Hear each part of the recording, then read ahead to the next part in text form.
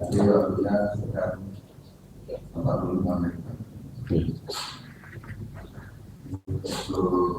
Untuk sekarang itu banyak ada semacam baru kemudian Bismillahirrahmanirrahim. Assalamualaikum warahmatullahi wabarakatuh. Alhamdulillah wa syukurillah wa la hawla wa la quwwata illa billah. Wassalatu wassalamu ala rasulillah wa ala alihi wa sahbihi wa mawalah. Rabbi shrah li sadri wa yassir li amri wahlul 'uqdatam min lisani yafqahu qawli. Allahumma faqihna fid din wa 'allimna ta'wil.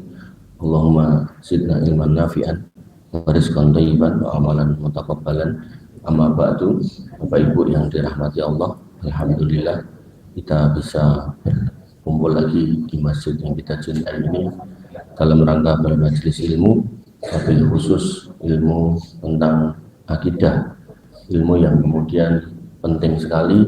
Saking pentingnya kalau saya analogikan itu kayak tumpuan ini, bahwasanya seorang muslim itu harus berakidah yang lurus, kemudian beribadah yang tulus, kemudian yang paling atas harus bermuamalah dengan mulus.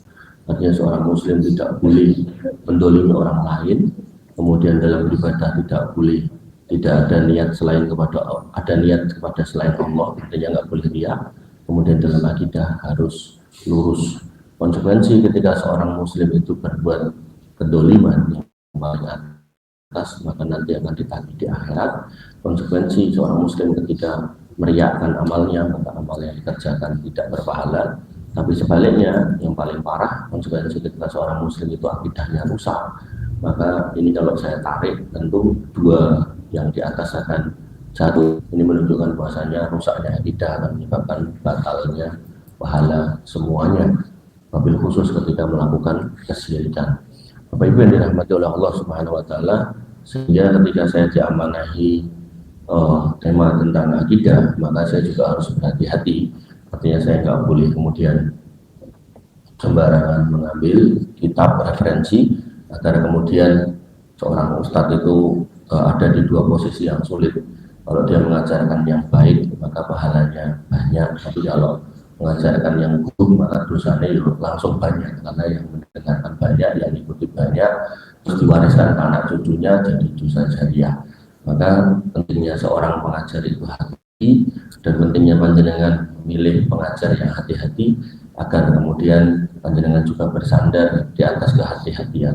Dan itu yang kemudian selalu disampaikan seorang khatib Jum'ah ketika Jumat, yaitu ya ayyuhalladzina amanu taqullaha haqqa tuqatih, yaitu bertakwalah kepada Allah haqqa tuqatih. Haqqa tuqatih itu dengan sebenar-benarnya takwa, dengan penuh kehati-hatian di atas ilmu.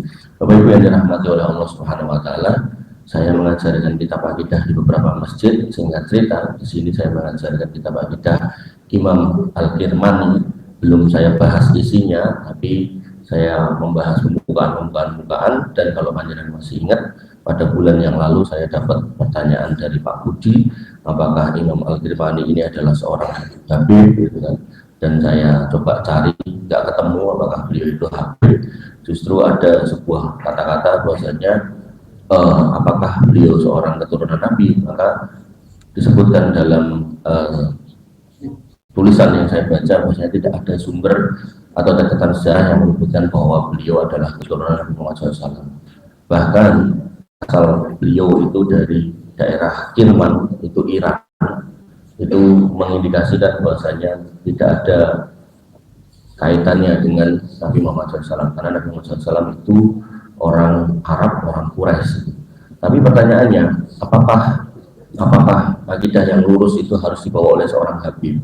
Maka ini hal yang harus kita pahami, karena nanti ada sebagian kaum muslimin itu pokoknya bahasannya sampai kiai yang alim 70 orang itu nggak lebih baik daripada habib yang tercela walaupun satu orang, katanya begitu.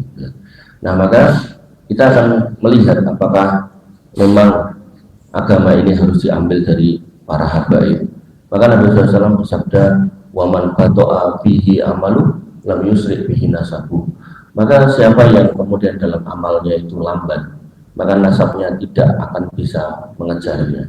Ini menunjukkan nasab nggak ada gunanya ketika orangnya tidak sinkron dalam amal, apalagi dalam akidah, nggak ada gunanya. Dan kemudian disebutkan dalam Quran surat Al-An'am, Allah Subhanahu wa taala berfirman, "Walikullin darajatin mimma amilu." Dan bagi masing-masing mereka mendapat derajat menurut apa yang telah mereka kerjakan. Ini menunjukkan bahwasanya amalan bisa naik dan bisa turun derajatnya seseorang itu berdasarkan amalan, bukan berdasarkan nasabnya.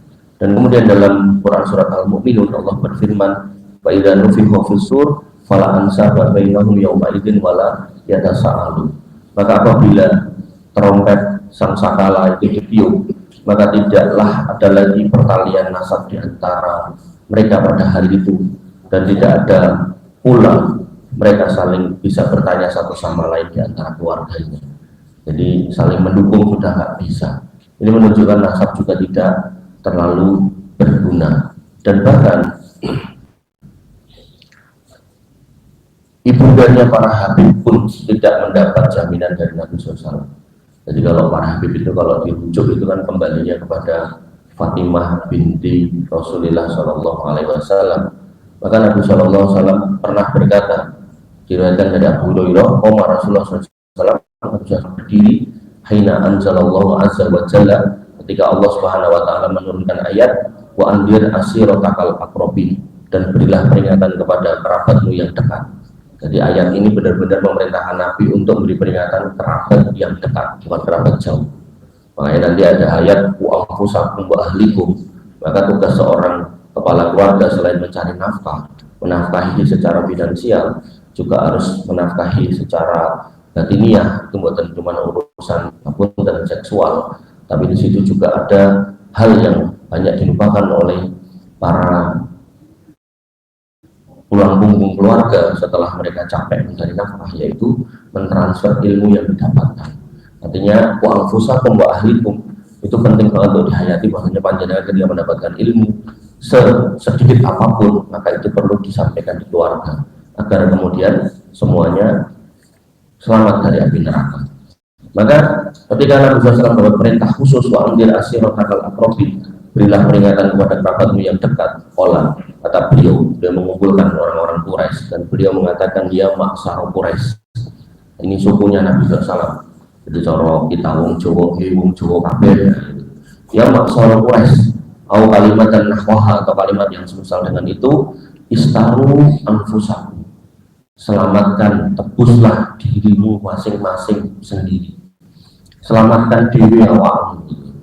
La uhri ankum minallahi syai'an. Aku Muhammad orang yang nyelamatke kowe.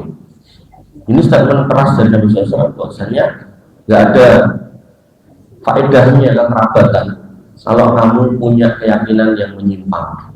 Nggak ada faedahnya kesukuan kalau kamu punya keyakinan yang keliru. Kemudian beliau melanjutkan, ya Bani Abdul Manaf, wahai Bani Abdi Manaf, berarti ini tunggal mbah. La ughni ankum minallahi syai'an. Enggak ada yang bisa memberikan manfaat sedikit pun di hadapan Allah ya kecuali diri kalian sendiri. Artinya setiap kita itu akan menyelamatkan diri kita masing-masing. Buat misal bapak kita solih, kiai, ustadz, guru, nah anaknya sholat ya orang manggu gitu. Kemudian beliau mengatakan lagi khususan kepada pamannya, disebut nama, ya Abbas ibni Abdul Muthalib, wahai paman Abbas bin Abdul Muthalib, la ughni anka minallahi syai'an. Aku ora iso nyelametke kowe sithik pun. Kula mboten saged nyelametke jenengan sedikit pun. Kemudian beliau nyebut bibinya, ya Sofia, ammata Rasulillah sallallahu alaihi wasallam. Wahai Sofia, bibinya Nabi Muhammad sallallahu alaihi wasallam, Rasulullah. Dia mengatakan, la ughni anki minallahi syai'an. Aku enggak bisa menyelamatkan kamu sedikit pun di hadapan Allah Subhanahu wa taala. Artinya tetap kembali kepada masing-masing personal tersebut.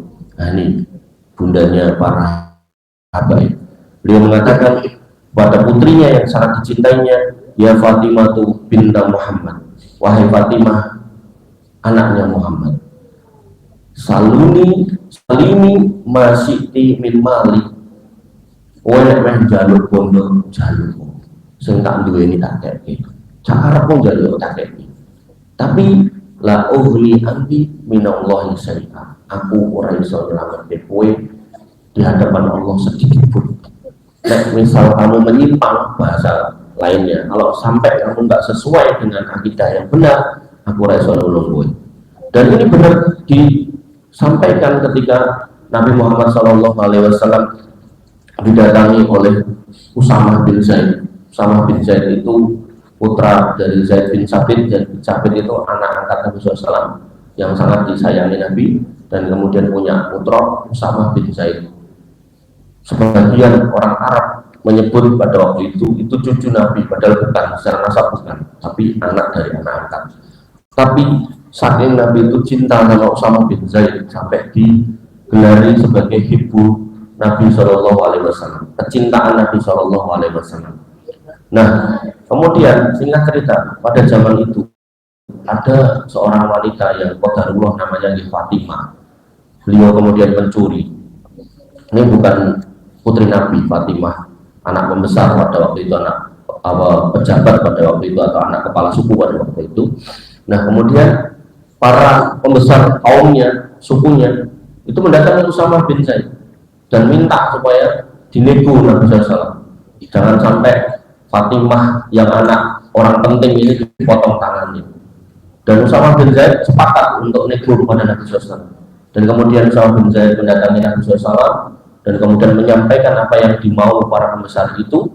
Dan kemudian Nabi SAW yang biasa kalau ditemani Usamah bin Zaid itu tersenyum, senang, bahagia, tiba-tiba mukanya berubah menjadi muka orang yang marah, orang yang kecewa. Dan beliau mengatakan, lau anna Fatimah binta Muhammad sarofat lakotok doyadahan. Sekiranya wahai Usamah, Fatimah anakku dewi nolong, aku dewi sing ketok tangan.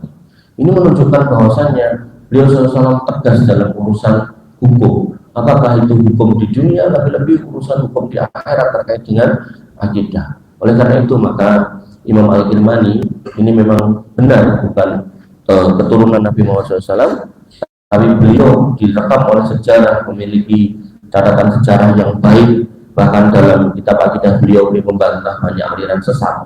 Maka insya Allah apa yang beliau sampaikan, dan beliau juga murid dari Imam Ahmad bin Hanbal, insya Allah yang beliau tuliskan itu adalah hal yang baik. Bapak Ibu yang dirahmati oleh Allah Subhanahu wa Ta'ala, kemudian kita masih belum masuk ke kitabnya terkait dengan tanggal 27 yang lalu. Indonesia sudah melakukan sebuah kegiatan acara untuk memilih pemimpin. Maka mungkin pagi ini tema yang mau saya sampaikan adalah tentang kepemimpinan. Dan ternyata kepemimpinan dalam Islam itu tidak cuma dimasukkan dalam fikih atau sirah, bahkan dimasukkan dalam kitab-kitab akidah. Nah, Bapak Ibu yang dirahmati oleh Allah Subhanahu wa Ta'ala, sebelum coblosan,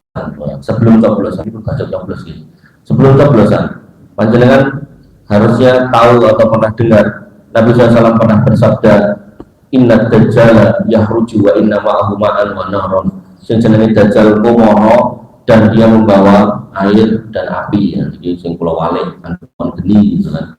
Nah, kemudian ketika dajjal itu nanti air dan api, kata Nabi SAW, fa'amma alladhi yarahu nasma'an, terus apa sing mbok delok sebagai banyu, fanarun tuhrik, maka sakjane kuwi geni sing iso membakar awakmu. Wa ammal ladzi yarahu nas, dan apa yang kemudian dilihat manusia sebagai naron, api, fa'amaun baridun adun, sakjane kuwi banyu sing adem tur seger.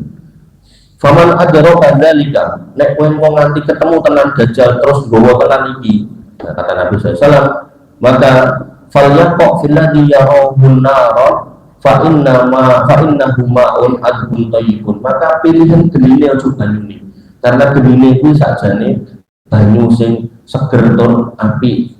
Sehingga yang harus kita pahami ketika Nabi mengabarkan tentang sosok Dajjal dan benar-benar akan ada itu entah kapan, maka kita bisa melihat fitnahnya itu ngapunten hari ini sudah muncul bahkan sebelum coblosan, yaitu apa? Orang yang melihat api ini sakjane geni ini sakjane api. Napa? Ngertos boten? serangan fajar itu loh.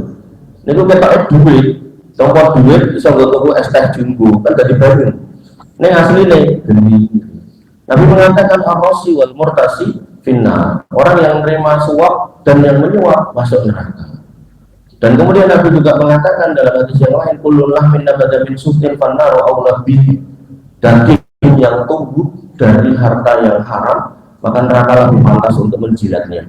Ini menunjukkan bahwasanya harusnya orang Islam itu sebelum coblosan buatan nompo. Nah budget nompo mas mantok sebagai bentuk pertobatan. Nah kayak sinten kayak wong sing randuwi, orang-orang yang benar-benar membutuhkan.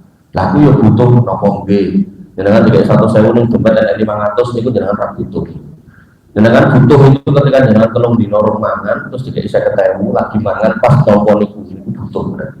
Maka bolehnya seseorang itu memakan harta haram ketika ada di kondisi darurat. Dan syarat darurat itu kalau nggak makan itu mati.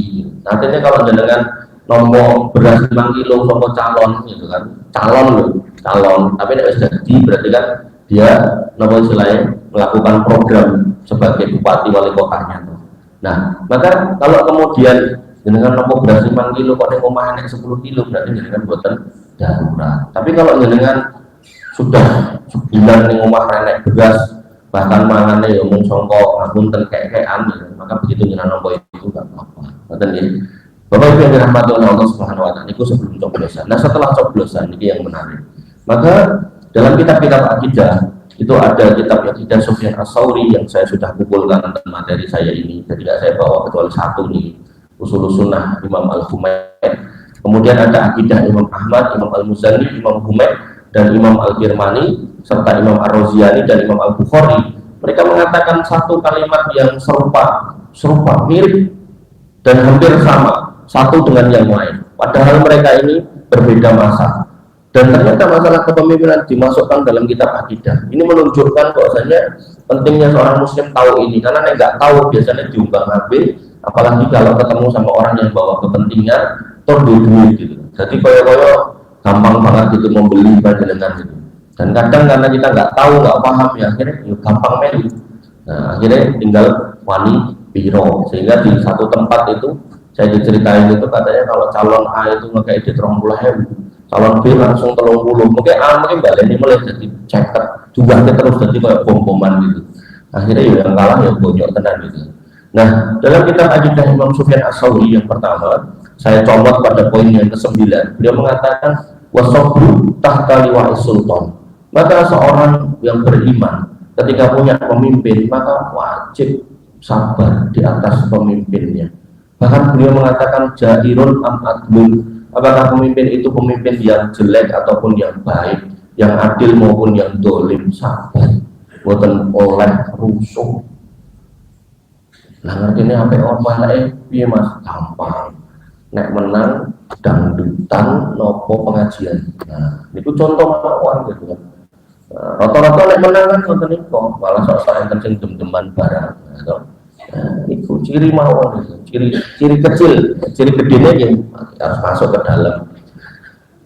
Imam Sufyan As-Tsauri. Kemudian Imam Ahmad bin Hanbal mengatakan dengan kalimat yang sama. Tadi sultan ini, wasabru tahta liwa'is sultan. Jadi menggunakan kata sultan, penguasa dibahasakan sultan oleh beliau. Kemudian Imam Ahmad bin Hanbal dia mengatakan pada poin kitab akidahnya, saya nggak tahu ini urutan keberapa, tapi paling bawah-bawah. Jadi yang pertama itu masih tentang Allah, tentang malaikat, tentang Rasul, tentang kitab, mesti itu. Kemudian tentang hari kiamat, kubur, hisab, mizan, telaga, surga, neraka. Nah, yang bawah-bawah ini biasanya tentang kepemimpinan. Dia mengatakan wasafu wa ta'atu lil a'immah. Maka seorang muslim wajib mendengar dan taat pada al a'immah. A'immah itu jamak dari imam, pemimpinnya. Maka ini istilah yang kedua, imam, pemimpin. Kemudian wa amirul mukminin, dan pemimpin kaum muslimin. Tadi istilah yang ketiga, amirul mukminin. Kemudian dia mengatakan dengan kalimat yang sama dengan yang di depan Imam Sufyan As-Tsauri tadi, yaitu al-birri wal fajir, orang yang baiknya maupun yang jeleknya, orang yang solihnya maupun yang gak solihnya. Kemudian yang keempat, beliau menggunakan istilah waman waliyal khilafah, dan siapa yang kemudian diberikan kekhilafahan, bentuk negaranya kekhilafahan. Jadi mau disebut sebagai imam ya kena, Amirul Mukminin yaitu khilafah ki angsal, atau pakai istilah sultan sebagaimana Imam Sufyan Ats-Tsauri niku nggih boleh. Kemudian siapakah mereka ini, 4 orang ini? Kata beliau rahimahullah, Imam Ahmad, beliau mengatakan faskama unas ali, yaitu orang yang manusia berkumpul kepadanya, sepakat dia pemimpinnya, waradu bihi, dan mereka meridhoinya, sehingga seorang ulama merumuskan kalimat ini, kata ini, rumusnya gampangnya ngeten. Kalau kamu masuk ke suatu negeri, kamu pengen tahu siapa sultannya, siapa imamnya, siapa khalifahnya, siapa amirul mu'mininnya. Begitu kamu masuk ke negeri itu, tanyakan siapa pemimpinmu, sesuai kalimat di tempat itu. Misal masuk Indonesia, pemimpin tertinggi presiden, warga Indonesia tekoi, presiden jenengan sinten Pak, gitu. Sinten Pak, aduh ngantuk kabeh. Prabowo wis niku. Nah jenengan kemudian ke Saudi, tanya gitu, siapa rajamu? Jawab Salman. Ya wis itu. Jenengan ke Singapura, sapa napa perdana menterimu? Jawab sinten Pak? Sinten Pak? Lee Kuan Yew. Anak Malaysia. Kalau mau ke Singapura gitu. Lee Kuan Yew, anak Lee Kuan Yew. Malaysia Anwar Ibrahim, niku Pak. Enten niki. Beliau mengatakan lagi, jadi sebagai kata Imam Ahmad ini, bahwasanya 4 hal ini, apakah mau disebut sultan, apakah mau disebut a'immah, apakah mau disebut khalifah, mau disebut amirul mukminin, artinya tidak disebut presiden ya itu, disebut perdana menteri di hansal ojo ya kena disebut apa malam, yang penting itu menunjukkan dia adalah pemimpin tertinggi gitu kan, maka itu pemimpin kita. Ini Imam Ahmad mengatakan waman gola bahum bisayf, kok nanti pemimpin itu tadi ada yang dongkel dengan pedang, artinya apa? Kudeta, kok enak yang nekat kedoke dengan senjata gitu kan. Hatta soro khalifatan, sampai kemudian dia turun dan yang di bawah naik, wa sumia amirul mukminin, maka yang naik karena kudeta ini pun bisa disebut sebagai pemimpin. Dengan catatan yang naik ini nggak ada yang dongkel lagi loh, tapi naik dongkel aja usul atau kaitan beberapa waktu yang lalu, maka ya diinteni mawon sampai sopos yang terakhir gitu kan. Nah, apakah kalimat beliau ini menunjukkan bolehnya kudeta? Boten. Nanti ada kata-kata ulama yang lain yang melarang kudeta. Kalimat beliau ini bukan menunjukkan perintah untuk kudeta, bukan. Tapi kalimat beliau ini menunjukkan nek nganti enek wong sing melanggar dengan cara kudeta dan dia menang, maka ya itu pemimpin kita. Ini menunjukkan bahwasanya dengan cara yang menggunakan darah aja itu secara syar'i bisa menyebabkan seseorang itu sah menjadi pemimpin, walaupun itu salah gitu loh. Napa meneh dengan ini nyoblos kertas, namanya nyoblos tangannya biambak Pak, kertas toh sing dengan dudul terjadi dengan itu tinta apa bedah tinta loh. Artinya itu lebih ringan daripada kudeta yang berdarah, sehingga itu tetap legal sah menjadikan orang yang terpilih walaupun bukan pilihan jenengan sebagai pemimpin jenengan. Ulang lagi, dengan kudeta pun kalau ada yang naik dan ada yang mengganggu lagi, maka itu menjadi pemimpin, apalagi cuma nyoblos kertas. Dan kudeta itu salah. Begitu pula pemilu dalam Islam tidak ada, karena disamakan suara antara seorang kiai dengan penjahat sama. Bahkan beberapa kota itu ada KPU itu sebelum coblosan itu mengumpulkan orang-orang di rumah sakit jiwa, bukan dokter ya, pasien nih, dilatih cara nyoblos. Coba orang yang sakit jiwa dilatih cara nyoblos supaya pas hari-hari so nyoblos. Ujungnya KPU itu konsultasi sama ulama, apakah orang gila ini boleh nyoblos. Karena Nabi sudah mengatakan Rofi al-Qawam an-Salasin, hukum itu dicabut dari 3 orang, salah satunya anil majnuni hatta yakil, dari orang gila sampai bisa mikir. Artinya orang gila itu sholatnya wajib masuk nyoblos gitu loh. Ya mesti nyoblos itu ya embul bintang gitu. Maka yang harus kita pahami ya, bahwasanya ketika dengan kudeta yang salah aja ada yang naik ini sah, maka kalau cuma coblosan maka itu juga sah. Ini bukan berarti kudeta itu benar, termasuk bukan berarti pemilu itu bagian dari syariat Islam, bukan. Itu cuma mekanisme yang dipilih dan disepakati oleh negeri ini untuk melakukan itu, gitu kan. Nah, kemudian kok naik, dilalang naik kasus Solo, ini Solo Sukoharjo dan begini. Nah, Sukoharjo. Dalam kasus yang Solo, yang munggah, yang biru, yang abang, mendelek. Nah, Sukoharjo kan berkaitan lawan nih. Jadi ini ya semunggah ya abang itu, gitu kan. Karena lawannya kota kosong, itu jenengan kan nyalon gitu kan, bedanya alternatif gitu. Sehingga kalau kudeta yang salah aja bisa menyebabkan orang naik dan itu sah, apalagi coblosan. Loh, Mas, bukannya dalam hadis dikatakan bahwasanya suatu kaum la yuflihul kaum itu enggak bakal beruntung kalau urusannya dipegang oleh seorang perempuan. Itu benar, ada hadis seperti itu. Sehingga sakjanya harusnya pemimpin itu bukan perempuan. Sehingga perempuan jadi pemimpin jadi keliru. Nih karena akhirnya ya sudah terpilih dan kemudian naik, maka dalam rangka menjaga stabilitas maka ini itu pemimpin. Sebagaimana kudeta awal, kudeta itu kan nggak boleh, tapi kalau nanti terjadi dan ada yang menang dan nggak diganggu, maka itu pemimpin. Coblosan yang nonton bukan syariat Islam, kok kemudian dengan mekanisme ada yang naik, ya sudah itu pemimpin. Begitu pula yang perempuan itu tadi, musuhnya kalau kotak kosong, maka kalau musuhnya sama kotak kosong terus beliau jadi, ya sudah itu menjadi pemimpin. Dengan sepakat untuk itu dan dengan ridhoi beliau berjalan dan dengan doakan. Kemudian dirahmati oleh Allah Subhanahu Wa Taala, sehingga ketika panjenengan dengar kata kudeta, harusnya tidak menggampangkan perbuatan kudeta itu. Kenapa? Karena kalau kita kembali kepada sirah, Nabi SAW dalam pertempuran itu dengan rasio tentara yang paling minim itu 1/3, 313 melawan 1000 pada perang Badar. Harusnya orang-orang yang misalnya enten piye nekat pengen merebut kekuasaan dengan cara fisik, harusnya kalau memang dia nekat kudune ya mempersiapkan sepertiga jumlah tentara dari tentaranya Indonesia. Indonesia punya 500.000, dia harusnya punya 150.000 tentara yang punya senjata yang sama, punya alutsista yang sama, punya skill militer yang sama. Nah, itu nek gelut ada peluang menang. Tapi enten Pak, ngapunten, ustadz-ustadz yang nggak belajar kitab-kitab akidah para ulama, akhirnya nenggon ceramah, nenggon khutbah, bahkan khutbah Jumat, piye caranya memprovokasi massa, mengumpulkan massa, dalam yang teko VIP sepuh-sepuh atus panjenengan, diomongin piye caranya kita ganti presiden kita sekarang juga. Akhirnya dia rusuh, geger. Nek dihitung wongnya paling ya ngomong 100, 200, orang bakal Pak. Makanya nek diuncali bomolotok, kudune mau napa meripatnya itu mau napa Pak?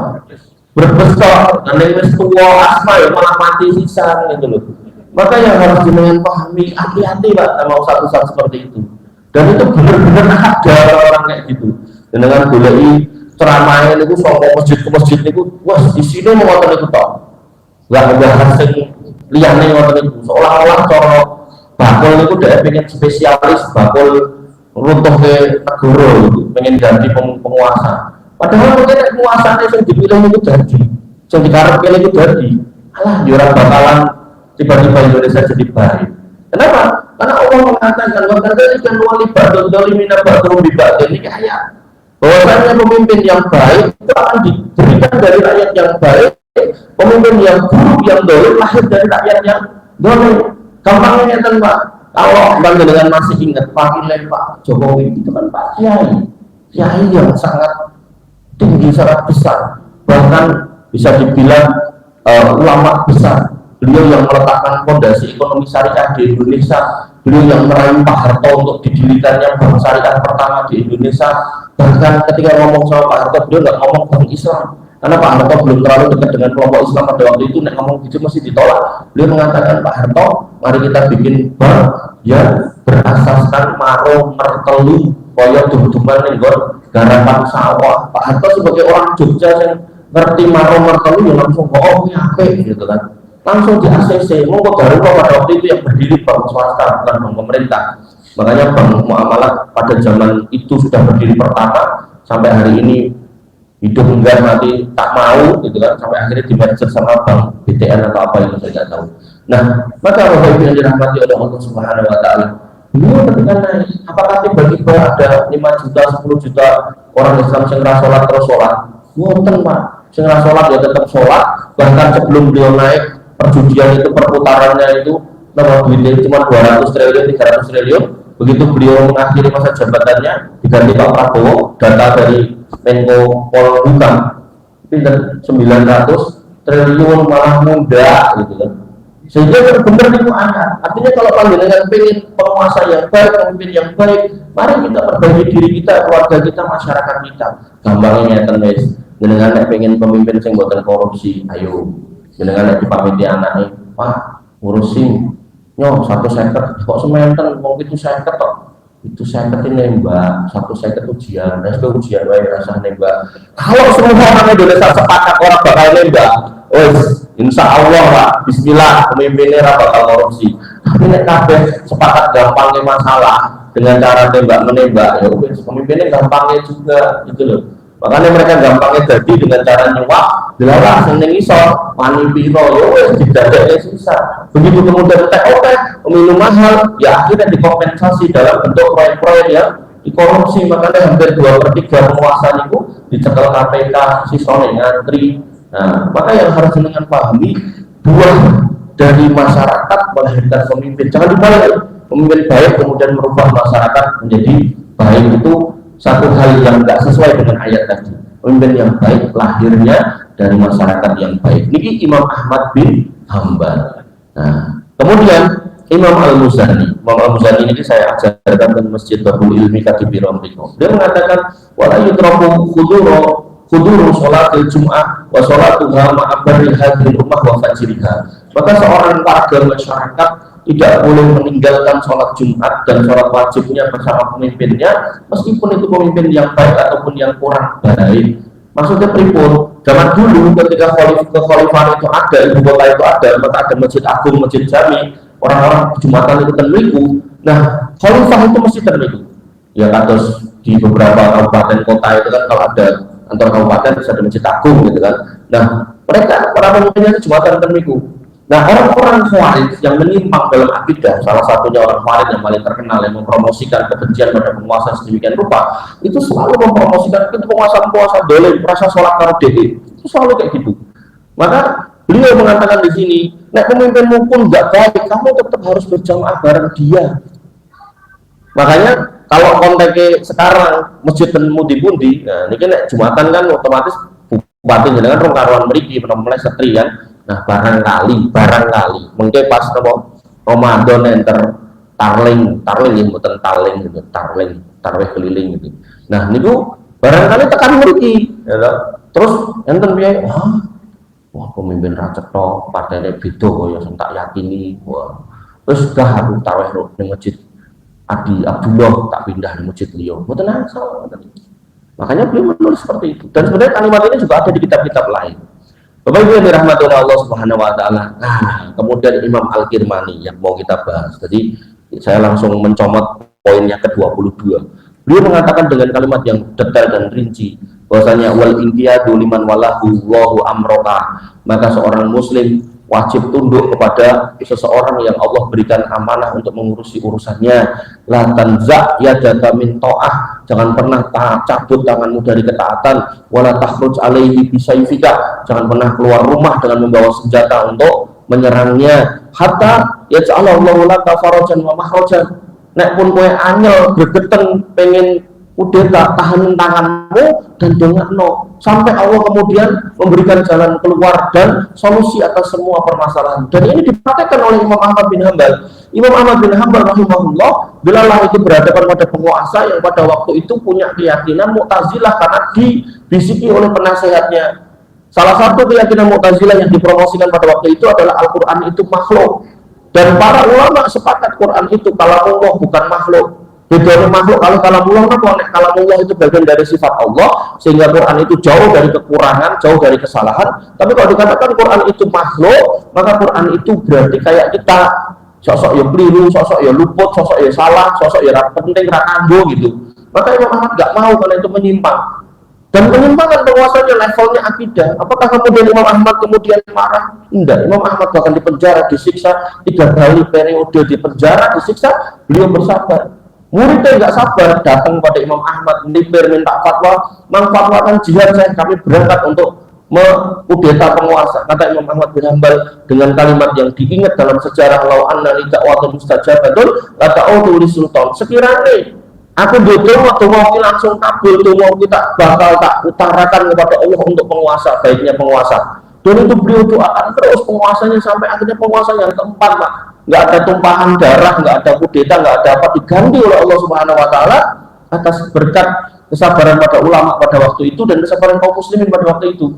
Sehingga orang-orang Mu'tazilah tiarap. Orang Mu'tazilah ini kalau sekarang ini orang-orang liberal itu yang mengatakan semua agama sama, semua agama masuk surga. Nek kok ilang agama mau Islam. Lah kok milih Islam? Ora beragama liyan nih bae wong agama semua sama. Mesti yo enten jawabane ya. Wong pinter ngomong gitu kan. Maka Bapak Ibu yang dirahmati oleh Allah Subhanahu Wa Taala.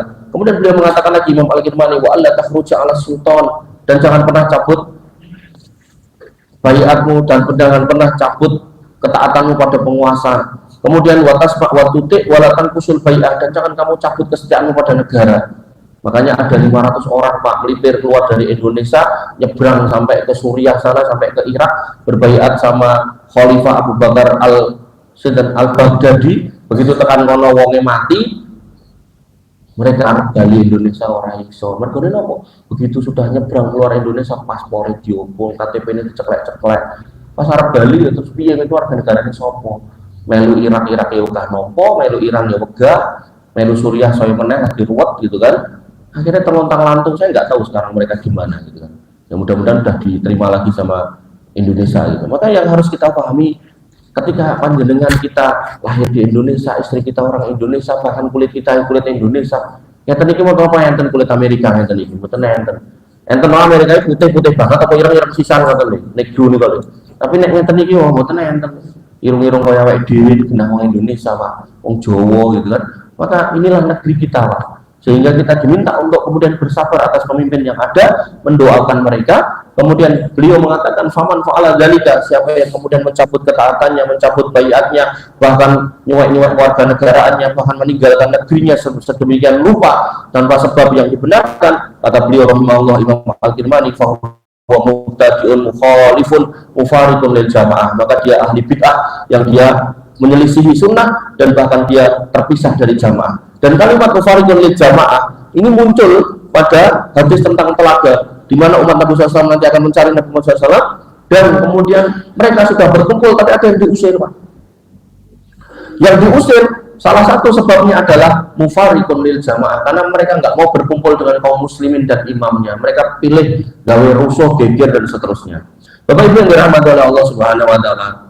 Kemudian Imam Ar-Raziyani beliau mengatakan dalam poin akidah kitab beliau yang ke-14, dia mengatakan wa nuqimu fardhul jihad wal haji ma'a aimatil muslimin, maka kami meyakini bahwasanya wajibnya menjalankan jihad dan haji bersama pemimpin kaum muslimin fi kulli dahrin wa zamanin, pada setiap tahun dan setiap zamannya, setiap masanya. Sehingga ketika tadi ada ustadz-ustadz yang aneh tadi, kemudian ngumpul ke cah nom-nom sing arep sekolah ora didik, arep nikah ora payu, kemudian arep kerja ora ditompo gitu kan. Kemudian dikatakan daripada uripmu sia-sia, waktumu tak buang sia-sia, umurmu panjang kowe ora ngerti kok akhire piye, urip yo ora kepenak rekoso, wis ngene wae iki nek ransel nyok tak iseni bom, mangkat to lho. Ono kaya nek McDonald, ono kaya nek Pizza Hut, nek Starbucks, ono wong asing kabeh, ono wong kafir kabeh, bledoso. Bledos der gitu kan. Akhirnya ustadznya kerungu kemudian mengatakan alhamdulillah dia mati syahid. Pertanyaannya, kok kowe ora mangkat Pak Ustadz gitu kan? Padahal Nabi SAW ketika kemudian memerintahkan umatnya untuk berjihad, beliau itu jadi panglimanya, beliau berdarah-darah, beliau kemudian berperang melawan orang-orang musyrik. Iki ustadznya mboten. Tapi nek ustadznya ceramah soal poligami, mangkat sik dhewe Pak. Wong ustadz yang menungso gitu. Mboten. Makanya yang harus dengan pahami hati sama mereka yang menyebar fitnah, sehingga jihad yang benar-benar jihad. Ketika tadi kita sepakat pemimpin kita adalah Pak Prabowo, maka ketika jenengan benar-benar pengen mati syahid, maka harus atas izin Pak Prabowo. Nah kalau konteksnya warga sipil ya berarti jadi tentara cadangan, Tapi nek konteksnya militer, polisi, tentara, maka ya mangkat sesuai tugasnya. Artinya apa? Panjenengan ketika hari ini punya saudara, keluarga, putra yang jadi tentara dikirim ke perbatasan dan kemudian mati ditembak oleh tentara musuh di sana, hakul yakin itu mati syahid di jalan Allah yang paling benar, dan jenengan patut bergembira, berbahagia bahwasanya orang-orang yang mati syahid ini orang apa tadi? Terus wajahnya rampung ada. Suruh, ya suwemen. Maka hakul yakin orang yang mati seperti itu, Pak tentara, Pak polisi yang ditembak UPM ini kok, itu hakul yakin mati saya yang benar dan dia mendapatkan keutamaan dari Nabi SAW dari Allah Subhanahu Wa Taala, yaitu bisa memberikan syafaat 70 orang keluarganya. Makanya jenengan mir, wah ponakanku mati saya ditembak UPM, alhamdulillah. Ya sedih nggih dalillah ngene, alhamdulillah itu nggih penting. Bahwasanya barangkali nanti ketika dia suruh golek 70 anggota keluarganya, jenengan sing diceluk Pak Dehu kae ya. Ngoten. Tapi nek ngapunten sing bocil-bocil mau nggo tas bledos ning ngarep McDonald, ning ngarep dubes Amerika niku mboten enten napa-napa Pak niku wah salah karo-karuan. Makanya ada sebuah hadis yang Nabi SAW mengatakan man qatala mu'ahadan lam yarah raihatal jannah, siapa yang berani menyakiti, membunuh orang kafir mu'ahad yang ada di negeri yang damai, kafir yang kemudian dijamin oleh negeri untuk kemudian dijaga keselamatannya, kok dibunuh, diobrak-abrik, diocak-asik, maka orang itu nggak akan mencebur surga. Hadis itu kerap-kerap nggak pernah disampaikan karena Ustadz itu di gua, padahal hadisnya sahih dan hadis yang semisal itu buahnya. Makanya saya sedih aja ketika kemudian ada sebagian aparat yang dia nggak paham kemudian mengatakan kerap ngaji marai radikal, ngobar kita jadi teroris ya, meru. Nek ngajine sing dhisik gitu, nek ngajine yang bener insya Allah aman. Tapi kalau ngajine yang aneh-aneh ngoten niku nggih, terakhir ngoten niku memang gitu kan. Parah mulai mungkin nek kemudian rumahnya digerebek terus dijikuk barang buktine, sing dijikuk napa? Quran itu, Quran. Padahal yang dijikuk niku aparatnya nggih sok-sok ya Islam barang. Kadang geledah masjidnya, sepatunya ya dicopot ya. Makan marai anyel gitu. Maka harusnya seseorang itu yang bekerja profesional aja dan kemudian melihat segala masalah itu secara adil. Dan sering jadi korban ngoten niku kula Pak. Dadi nek begitu ada kasus ngoten niku, kula niku nek ajeng ten bandara niku, screening X-ray niku. Niku piye-piye kados jenengan sing ra duwe jenggot itu bablas Pak. Nek kula dicegat sih, ditemoki wetenge iki isine telak apa isine bom gitu. Kadang kula kan nganggo sepatu safety, ten ujung ini kan enten napa pesine. Niku nek lewat meter tetep muni gitu kan. Mun dijane jadi ditutuk ngene muni tok-tok besi gitu. Wonten niku juga copot sik gitu. Padahal sikil kula kan gede, kalau dikek bome terus segede apa bome gitu kan. Paling ya kaya lombok jebret gitu. Tapi ya namanya orang tadi itu loh, sudah terfitnah dan kena fitnah, otomatis ya pokoknya model kula paling susah nek pun enten ngoten niku. Makanya saya tuh berusaha keras untuk menyampaikan itu tuh bukan bagian dari Islam gitu. Dan ini gak ada kaitannya saya pasti ngomong ini mergo PNS mboten Pak, mboten. Saya sebelum PNS pun ngomong ngeten iki. Sehingga yang harus jenengan pahami inilah Islam yang kita ambil dari kitab-kitab akidah. Sehingga poin-poin tadi itu dari kitab akidah bukan dari kitab fikih Pak. Bapak Ibu yang dirahmati oleh Allah Subhanahu wa taala. Kemudian Imam Al-Bukhari. Imam Al-Bukhari malah mengatakan berarti ini kita jaminan Pak Budi. Lanjut. Sing lanjut setunggal ya. Imam Al-Bukhari, panjenengan ngertos kan Sahih Bukhari. Mungkin enten sing ngertos Adabul Mufrad. Imam Al-Bukhari nggih nyusun kitab akidah, Pak. Tipis ngeten iki. Tipis. Dan kitab akidah ini pendahuluannya beliau mengatakan lagi itu aksara min alfi rajulin min ahli ilmi min ahli Hijaz wa Makkah wa Madinah. Aku sudah berguru kepada 1000 lebih guru. Yang mereka semua ulama dari negeri Hijaz itu Saudi, yang dari kota Madinah, Mekah, Kufah niku Irak, Basrah, Wasit, Baghdad niku ngeten Irak, kemudian Syam dan Mesir. Kemudian beliau mengatakan lagi tuhum karotin, kornon, ba'da kornin, summa kornon, ba'da kornin. Aku ketemu orang mau pisah, bolak-balik, baru guru, aku lu ngomong balik, meneh ketemu meneh. Jadi nggak cuma sekali. Ini menunjukkan beliau mengkonfirmasi keyakinanmu cek ganti apa orang, cek tetap apa orang, istiqomah apa orang di atas keyakinan itu.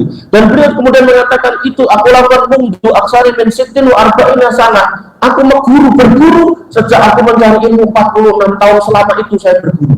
Jadi dengan aja ngumpul Imam Bukhari, mang muter-muter kados ilmu minimal gurune 1000 terus dilakoni selama 46 tahun. Insya Allah jenengan bisa ngumpul Imam Bukhari.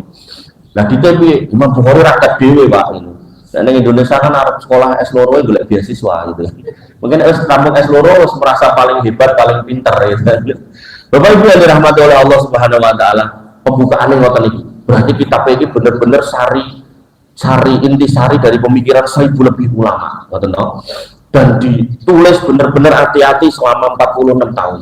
Nah, perkataan beliau di poin-poin bawah, ini nomornya bukan kalau kayak itu, nomor pinten bukan kertas, tapi kalau bawah-bawah, beliau mengatakan wa alla tunazi al amro ahlan, dan jangan pernah kamu kabut loyalitasmu pada penguasamu yang ada. Liqauli Nabi SAW, karena Nabi SAW bersabda, salasun la yughallu alaihinna qalbu mri'in muslim. Ada 3 hal yang niki nek dilakoni wong Islam kudune dhek ora abot. Mergone sesuai dengan fitrah, sesuai dengan logika, sesuai dengan hati nurani yang lurus. Yaitu apa? Ikhlasul ilmi lillah. Nuntut ilmu niku kanthi ikhlas. Kudune wong Islam niku nek nuntut ilmu kudune ikhlas. Kok saiki nek berkata alhamdulillah seseorang itu kok yus tetap angkat gitu. Kudune ini enggak masalah dengan hatinya. Menurut Imam Al-Bukhari dikutip dari sabda Nabi SAW. Kemudian yang kedua, wa ta'atun wulatul amri, dan taatnya seorang muslim kepada pemimpinnya. Tadi istilahnya tadi ada sultan, ada a'immah, ada amirul mukminin, ada khalifah, di sini wulatul amri, ulil amri. Sama mawon gitu. Dan orang yang kemudian diberikan penguasa dia harus taat. Yang ketiga, waluzumu jama'atihim, dan kewajiban untuk membersamai kaum muslimin bersama-sama bareng dengan penguasanya. Kenapa? Ini yang menarik. Ini yang dilupakan oleh orang-orang yang suka bikin rusuh itu. Apa? Fa inna da'watahum tuhitu mewa'ihim, karena perbuatan seorang pemimpin, walaupun dia orang yang jelek, orang yang mungkin nggak adil, mungkin yo korupsi, wong sakjane korupsi ki mergo jenengan yo kersa di kayak serangan fajar gitu kan. Maka nek misal rakyat yang nganti lali introspeksi kemudian nyalahkan penguasa, nek saelek penguasa, minimal dia akan menjaga kalian dari belakang punggung kalian. Maksudnya apa Pak?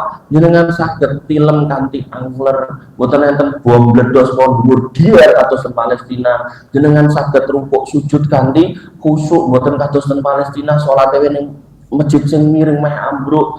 Maka paling boten niku menghayati Pak. Ini disampaikan oleh Imam Al-Bukhari.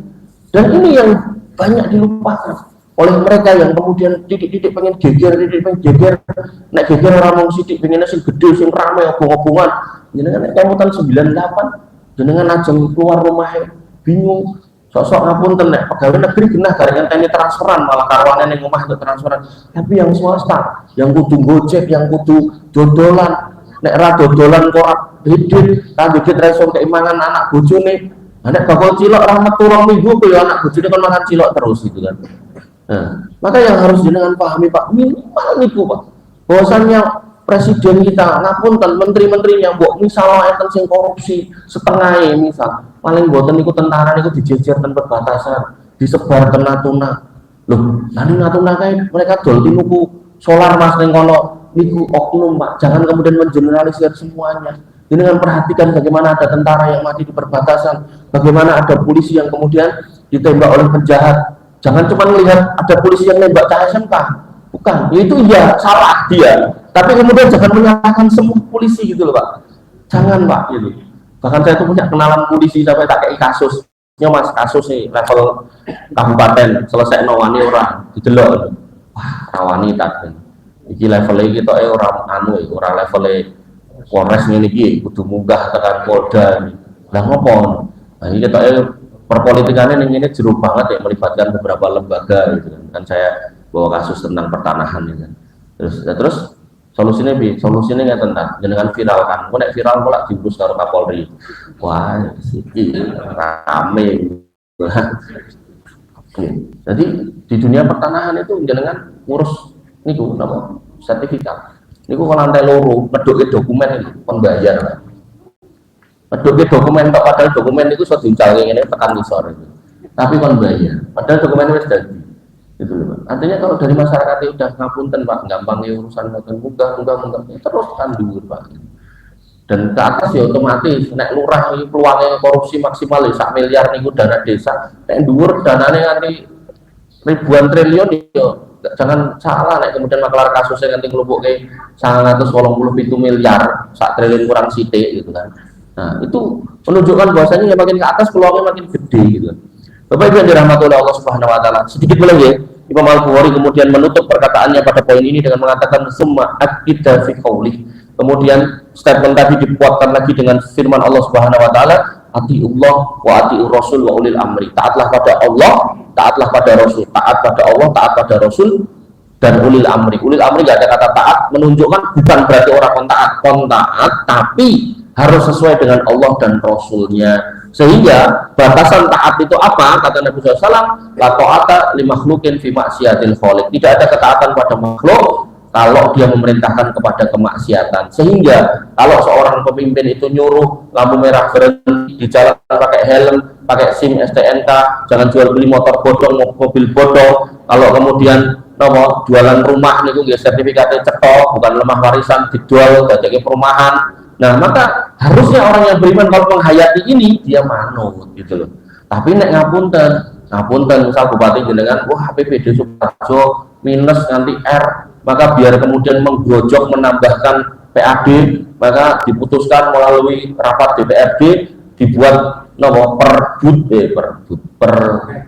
perda peraturan bupati tentang bahwasanya Kabupaten Sukoharjo sekarang menjual SDSB lagi seperti dulu gitu.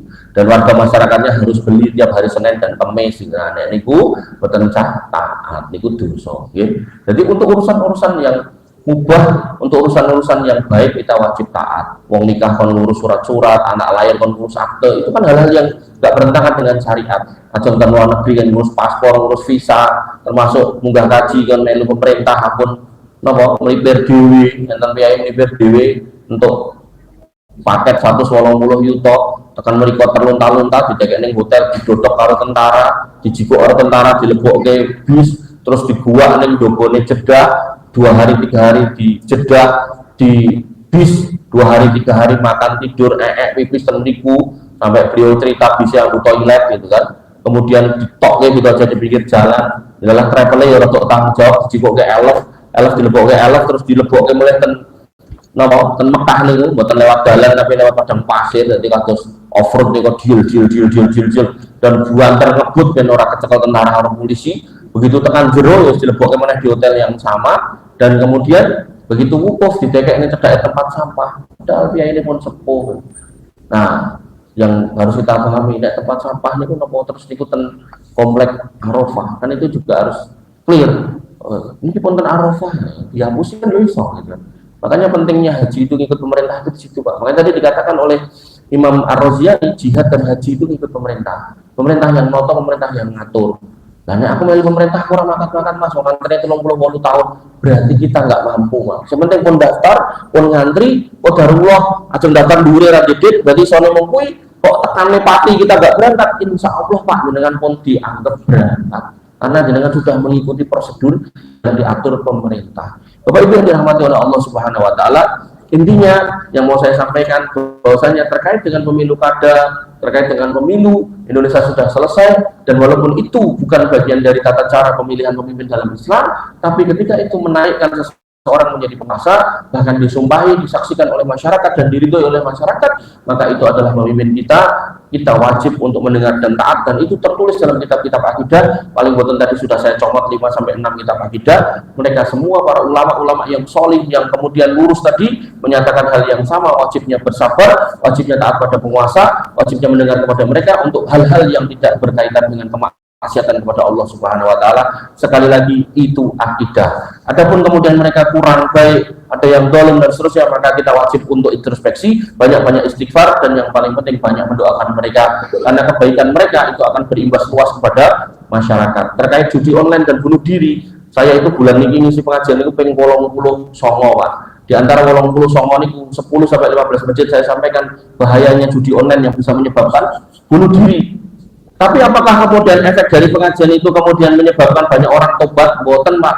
Baru pulau pengajian ternyata diumumkan datanya yang main judi malah tambah oke 8,8 juta, duit yang tintaknya tambah oke jadi 900 triliun. Tapi begitu kemudian presidennya sing ngomong judi online ini adalah bahaya, harus berantas, yuk kemudian Kapolri kok terus ke bawah berjalan sehingga 380.000 situs ditutup, backingannya ditekel, kemudian transaksinya diblokir. Semua sistem itu ada, semua mesin itu ada. Makanya ketika panjenengan doakan presiden jenengan, menteri-menterinya supaya menjadi orang-orang yang baik, Allahumma aslih aimata wa wulata umurina, Ya Allah memperbaiki pemimpin kami dan orang-orang yang memegang kuasa di antara kami. Maka insya Allah ketika mereka baik, mereka akan berbuat baik pada kita dan perbuatan baiknya itu masif gitu loh. Kok kemudian mereka korupsi main proyek, biarin Pak, itu urusan mereka sama Allah Subhanahu Wa Taala. Kita nggak perlu kemudian mengisi hati kita dengan kebencian dan cerita-cerita seperti itu. Walaupun kalau memang benar-benar punya bukti, silakan, ada corong-corong, ada saluran untuk melaporkan, ada KPK, ada macam-macam, silakan dengan laporkan, nggak apa-apa. Tapi nggih ampun kemudian sampai di atas mimbarnya tadi itu benar-benar hanya akan marahi dengan yang udah sepuh, kudune fokus untuk zikir, wirid, memperbanyak amal, memperbanyak tobat, malah mikir wonten niku sing mboten patek penting gitu. Yang paling penting adalah didoakan. Bila mengatakan dengan satu aturaken, kita tutup dengan doa. Maka Pak Budi, dan insya Allah nanti di dalam doa itu kita doakan pemimpin-pemimpin kita agar kemudian mereka memegang apa yang mereka pegang hari ini dengan penuh amanah dan tanggung jawab pada Allah Subhanahu Wa Taala dan kepada masyarakat. Bismillahirrahmanirrahim. Alhamdulillahirabbil alamin. Hamdan sakirin, hamdan naimin, hamdan yuafi ni'amahu wa yukafi mazidah. Ya Rabbana lakal hamdu kama yanbaghi li jalalika wa azimi sultanik. Rabbana lakal hamdu anta nurus samawati wal ardi wa man fina wa lakal hamdu la ilaha illa anta subhanaka inna kunna minadh dhalimin wa illam taghfir lana wa tarhamna lanakunanna minal khasirin. Allahumma antal haqqu wa wa'duka haqqu wa liqa'uka haqqu wal jannatu haqqu wa nabiyyuna haqqu wa Muhammadun sallallahu alaihi wasallam haqq. Anta waliyuna wa maulana la ilaha illa anta subhanaka inna kunna minadh dhalimin wa illam lana wa tarhamna lanakunanna minal khasirin. Allahumma ighfir lil muslimina wal muslimat wal mu'minina wal mu'minat al ahya'i minhum wal amwat innaka samiun qaribun mujibud da'wat wa ya qadiyal hajat. Rabbana zalamna anfusana wa illam taghfir lana wa tarhamna lanakunanna minal khasirin. Rabbana ighfir lana dhunubana wa li ikhwanina alladhina sabaquna bil iman wa la taj'al fi qulubina ghillan lil ladzina amanu rabbana innaka ra'ufur rahim. Rabbana ighfir lana dhunubana wa liwalidina warhamhum kama rabbawna shighara. Allahumma ighfir lahum warhamhum wa'afihim wa'fu anhum wa akrim nuzulahum wa wasi' madkhalahum waghsilhum bil ma'i wasalji wal barad. Allahumma taqabbal minna siyamana wa qiyamana wa ruku'ana wa sujudana wa taqassu'ana wa tadarru'ana la ilaha illa anta subhanaka inna kunna minadh dhalimin wa illam taghfir lana wa tarhamna lanakunanna minal khasirin. Allahumma inna nas'aluka al-huda wat-tuqa wal-'afafa wal-ghina. Allahumma inna nas'aluka ilman nafi'an wa rizqan thayyiban wa amalan mutaqabbalan maqbulan. Ya arhamar rahimin irhamna waghfir lana ma qaddamna wa ma akharna wa ma a'lanna wa ma asrarna wa ma anta a'lamu bihi minna la ilaha illa anta subhanaka inna kunna minadh dhalimin wa illam taghfir lana wa tarhamna lanakunanna minal khasirin. Rabbana hab lana min azwajina wa dhurriyyatina qurrata a'yun waj'alna lil muttaqina imama waj'alna lil muttaqina imama. Allahumma ij'alna muqimina as-salati min dhurriyyatina rabbana wa taqabbal du'a. Allahumma ij'al hadzal baladan aminan mutma'innan warzuq ahlahu minas samarati wasrifna wa banina an na'budal asnam. Allahumma aminna fi awtanina wa aslih a'immatana wa ulata umurina. Allahumma aslih auladana wa aslih azwajana wa aslih aba'ana wa ummahatana wa asdiqana wa ahwalana wa akhwatana wa asatidana.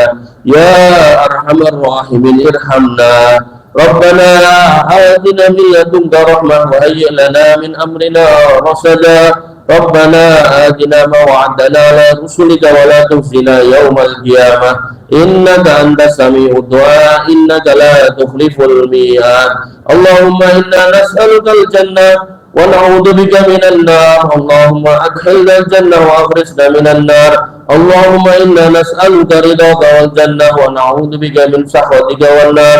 Allahumma inna nas'aluka al-jannah wa ma qarraba ilayha min qawli wa amal wa na'udzu bika minan nar wa ma qarraba ilayha min qawli wa amal. Ya arhamar rahimin irhamna wa ya muqallibal qulub tsabbit qulubana 'ala dinik wa ya musarrifal qulub sarrif qulubana ila ta'atik. Allahumma arinal haqqa haqqan warzuqna ittiba'ah wa arinal batila batilan warzuqna ijtinabah. Allahumma ihdina siratal mustaqim siratal ladzina an'amta 'alaihim ghairil maghdubi 'alaihim waladdallin. Amin. Allahumma ansuril ikhwanana al-mustada'afina fi Filistin. Allahumma ansurhum wa sabbit aqdamahum wa waffiq 'alaihim sabra واشف مرضاهم واشف جرحاهم وتقبل شهداءهم. اللهم عليك باليهود، اللهم عليك باليهود فإنهم قوم ظالمون، فإنهم قوم فاسقون، فإنهم قوم فاجرون يا ذا القوة المتين. اللهم اكفنا بحلالك عن حرامك وأغننا بفضلك عمن سواك يا غني يا حميد. اللهم اشف مرضانا واقض ديوننا يا خير الرازقين. اللهم اكثر اموالنا واكثر اولادنا وبارك لنا فيما اعطيتنا يا ذا الجلال والاكرام. اللهم انا نعوذ بك من فتنة المحيا والممات، ونعوذ بك من فتنة المسيح الدجال، ونعوذ بك من فتنة القبر وعذاب القبر، ونعوذ بك من عذاب جهنم يا أرحم الراحمين.